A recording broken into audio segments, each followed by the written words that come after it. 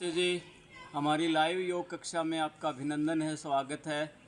आपने देखा कि हम प्रतिदिन एक एक आसन से आपको परिचित कराने जा रहे थे। आज हम एक विशेष श्रृंखला चला रहे हैं कि कौन से रोग के लिए कौन कौन से आसन हैं उपयोगी हैं, कौन से सूक्ष्म अभ्यास से आपका कौन सा रोग ठीक हो रहा है। इस कड़ी में आज हम बात करने जा रहे हैं नाभि डिगने का, जिसको हम धरण बोलते हैं। नाभि डिगने का कोई उपाय क्या है, कौन से आसन और कौन से सूक्ष्म अभ्यास, कौन सी एक्सरसाइज करनी चाहिए जिससे हमारी नाभि है वो संतुलित रहे, जिसको हम धरण बोलते हैं। तो उसके उपचार के लिए, उसके नियंत्रण के लिए हमें कौन कौन से आसन करने चाहिए, उसके आज हम चर्चा करने जा रहे हैं। नाभि डिगने का हमारे साइंस में अभी तक कोई उपाय नहीं है। योग में, आयुर्वेद में इसका विशेष उपाय है।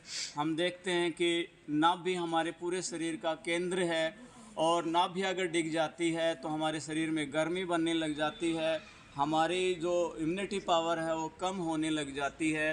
तो हम 5 से 7 ऐसे विशेष आसन बताएंगे जो आपकी पुरानी से पुरानी नाभि धारण है, डिगी हुई है, संतुलित नहीं है, तो वह इन आसन के लगातार अभ्यास करने से आपकी नाभि है, धारण है, ठीक हो जाएगी। तो आइए हम सीधा अपनी लाइव योग कक्षा से आपको रूबरू कराने जा रहे हैं। ये सभी बच्चे तैयार हैं। आप सभी साइकिलिंग शुरू करेंगे, साइकिलिंग करेंगे। पहला अभ्यास साइकिलिंग का, अपनी नाभि को संतुलित करने के लिए साइकिलिंग का अभ्यास करें। जैसे सभी योगार्थी साइकिलिंग का अभ्यास कर रहे हैं, तो इससे पुरानी हमारी नाभि है जो किसी एक विशेष स्थान के ऊपर केंद्रित हो जाती है, वह अपने उस केंद्र को छोड़ करके नाभि जो हमारे शरीर का जो पॉइंट है, सेंटर पॉइंट है, वहाँ आने लग जाती है साइकिलिंग के अभ्यास से। सबसे पहले हमें साइकिलिंग करनी चाहिए, लेकिन फास्ट नहीं, धीरे धीरे साइकिलिंग का अभ्यास करना चाहिए। आइए दूसरा अभ्यास करते हैं, रिलैक्स करेंगे। नाभि को कंट्रोल करने के लिए दूसरा अभ्यास, एक एक पैर को बारी बारी से ऊपर उठाएंगे, बारी बारी से ऊपर उठाएंगे। पैर सीधा रहेगा, एक पैर सीधा और दूसरा ऊपर। ये नाभि को कंट्रोल करने के लिए, नियंत्रण करने के लिए सभी योगार्थी एक एक पैर को ऊपर उठा रहे हैं। करते रहें बराबर।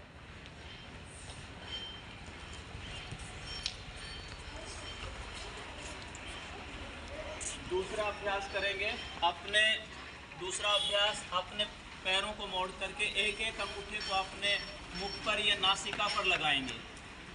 एक एक पैर को मोड़ करके अंगूठे को नासिका पर लगाते चले जाएंगे। ये तीसरा महत्वपूर्ण सूक्ष्म अभ्यास है, एक्सरसाइज है अपने नाभि को केंद्र में लाने के लिए। तो इस प्रकार से आप आरंभ में 15 से 20 बार अपने अंगूठे को नासिका के ऊपर लगाएंगे, तो इससे आपकी नाभि है वो नियंत्रित हो जाएगी, कंट्रोल में हो जाएगी। बदल लेंगे। अब हमें अगला जो आसन है, जो विशेष आसन है, वह है उत्तान पादासन। अपने पैरों को मिलाएंगे, अंगूठों को मिला लेंगे और श्वास भर करके अपने पैरों को ज़मीन से 30 डिग्री पर रोक के रखेंगे। पैरों के अंगूठे सीधे रखेंगे, श्वास को भर के रखेंगे। ये उत्तान पादासन है।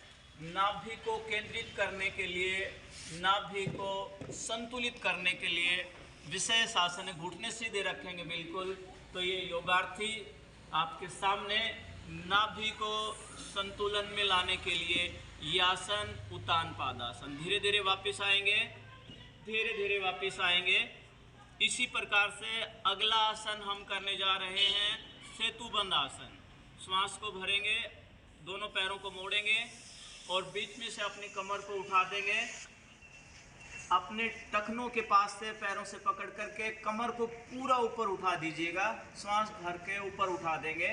तो ये अपनी नाभि को क्योर करने के लिए, कंट्रोल करने के लिए सेतुबंध आसन। कमर ऊपर रहेगी, दोनों घुटने मिले हुए, सेतुबंध आसन। वापिस आइएगा, धीरे धीरे वापिस आएंगे, पैरों को सीधा करें। सेतुबंध आसन के बाद अगला आसन हम करने जा रहे हैं। अगला आसन पवन मुक्त आसन। दोनों पैरों को मोड़ेंगे, दोनों श्वास बाहर छोड़ करके अपनी ठुड्डी को घुटनों पर लगाएंगे। श्वास बाहर छोड़ के पैरों को दोनों घुटनों के पास अपनी ठुड्डी को लगा देंगे। पवन मुक्तासन, ये सभी योगार्थी आपके सामने पवन मुक्तासन करते हुए ये आपकी नाभि को सेंटर में लाने के लिए विशेष आसन है पवन मुक्तासन। वापस आएंगे, धीरे धीरे वापस आइएगा। पवन मुक्तासन आपने किया। अगला विशेष आसन हम इस श्रृंखला में करने जा रहे हैं नाभि को नियंत्रित करने के लिए पादा अंगुष्ठा नासासन, यानी अपने पैरों के अंगूठों को नासिका पर के पास लगाना है, उसको छूना है। बहुत विशेष आसन है। कैसे करना है देखिए, अपने पैरों को मोड़ेंगे और दोनों पैरों को हम हाथों से पकड़ेंगे और दोनों अंगूठों को नासिका के साथ स्पर्श करेंगे। दोनों अंगूठों को नासिका से स्पर्श करेंगे। ये पादांगुष्ठा नासा आसन आप देखेंगे। ये विशेष आसन है नाभि को नियंत्रित करने के लिए। पादांगुष्ठा नासा आसन नाभि को केंद्र में लाने के लिए। इसका आप अभ्यास आरंभ में 10 से 15 सेकंड करें। वापस आएंगे, सभी योगार्थी बैठ जाएंगे, धीरे से बैठ जाएंगे। वज्रासन में बैठे सभी, बैठ जाएं वज्रासन में। अगला आसन नाभि को सेंटर में लाने के लिए उष्ट्रासन। सभी वज्रासन से उष्ट्रासन करेंगे। उष्ट्रासन करें।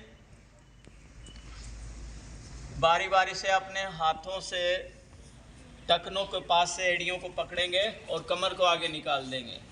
उष्ट्रासन भी हमारी नाभि को सेंटर में लाने के लिए विशेष उपयोगी आसन है। कैसे करना है आप सभी योगार्थियों को देख रहे हैं। इसके बराबर अभ्यास से हमारी नाभि है वो संतुलित होती है, कभी भी अपने सेंटर से दूसरी स्थान पर नहीं जाती। वापस आएंगे धीरे धीरे। अंतिम अभ्यास, अंतिम आसन है सुप्त वज्रासन। आप देखेंगे सुप्त वज्रासन। वज्रासन की पोजीशन में, वज्रासन की पोजीशन से ही हमें सुप्त वज्रासन पीछे लेट जाना है। तो ये सुप्त वज्रासन कैसे करना है, आप वज्रासन में पीछे लेट जाएंगे। आगे से दोनों अंगूठे घुटने मिले हुए, दोनों हाथ घुटनों के ऊपर रहेंगे, दोनों हाथ घुटनों के ऊपर, और श्वास प्रश्वास सामान्य रूप से चलता रहेगा। ये सुप्त वज्रासन भी हमारी नाभि को केंद्र में लाने के लिए, नियंत्रण में लाने के लिए विशेष उपयोगी आसन है।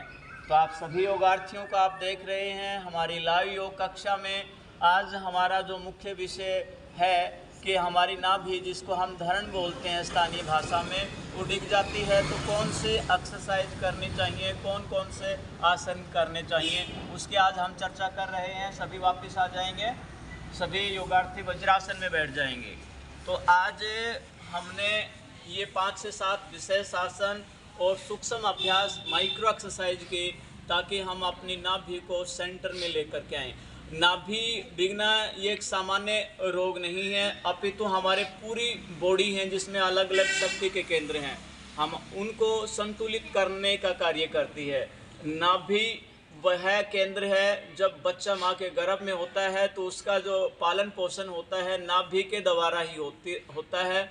और ठीक इसी प्रकार से पूरे शक्ति, पूरे शरीर की ऊर्जा को केंद्रित करने के लिए हमारी जो रोग प्रतिरोधक क्षमता है, हमारी जो ऊर्जा है, उसको बढ़ाने में विशेष उपयोग होता है हमारी नाभि का। और हमारी नाभि है वो केंद्र से हट जाती है तो हमें विभिन्न प्रकार के रोग हो जाते हैं, विशेष करके पेट में गर्मी बनने लग जाती है, हमें विभिन्न प्रकार के पाचन तंत्र से संबंधित रोग हो जाते हैं। खाया पिया पचता नहीं है, हम कितना भी पौष्टिक भोजन कर लें लेकिन वह शरीर में लगता नहीं है। तो मित्रों, ये अभ्यास आप प्रतिदिन करेंगे तो आपकी नाभ भी हो केंद्र में रहेगी, आपका शरीर ऊर्जावान रहेगा, आप हमेशा स्फूर्तिवान ऊर्जावान महसूस करेंगे।